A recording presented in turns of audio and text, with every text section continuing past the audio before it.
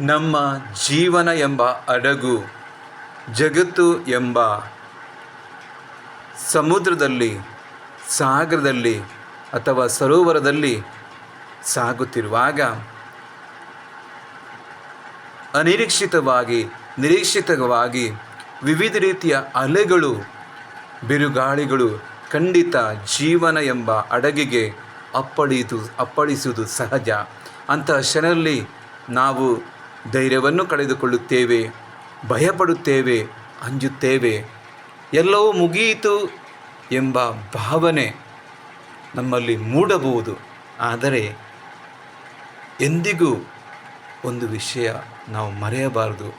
ಯಾಕೆಂದರೆ ನಾವೆಲ್ಲರೂ ಅಥವಾ ನಮ್ಮ ಜೀವನ ಎಂಬ ಹಡಗಿನ ನಾವಿಕ ಬೇರೆ ಯಾರಲ್ಲ, ಪ್ರಭು ಯೇಸು ಕ್ರಿಸ್ತನಾಗಿದ್ದಾರೆ.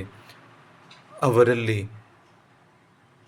ವಿಶ್ವಾಸ ಹಾಗೂ ಭರವಸೆ ಇಡುವುದು ಅತ್ಯಗತ್ಯ. ಎಲ್ಲವೂ ಸರಿ ಇರುವಾಗ ಪ್ರಭು ಯೇಸುವನ್ನು ಹಿಂಬಾಲಿಸುವುದು ಅಷ್ಟು ಕಷ್ಟಕರವಲ್ಲ.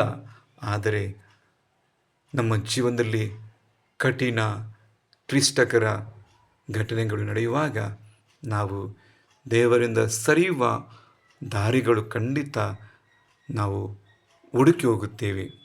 ಕೊನೆಯಲ್ಲಿ ನಮ್ಮೆಲ್ಲ ಜೀವನೆಂಬ ಹಡಗಿನ ಅಲೆಗಳಿಗೆ, ಬಿರುಗಾಳಿಗಳಿಗೆ ಪ್ರಭು ಯೇಸು ನಮ್ಮ ನಾವಿಕ ನಮಗೆ ಶಾಂತಿಯನ್ನು, ಸಮಾಧಾನವನ್ನು ಹಾಗೂ ಪ್ರಶಾಂತತೆ ನೀಡಲು ಬಲ್ಲ ದೇವರಾಗಿದ್ದಾರೆ ಎಂಬ ಚಿಂತನೆಯನ್ನು ನಮ್ಮಲ್ಲಿ ಬೆಳೆಸುವ ಪ್ರಯತ್ನ, ಸಾಹಸ ಮಾಡೋಣ.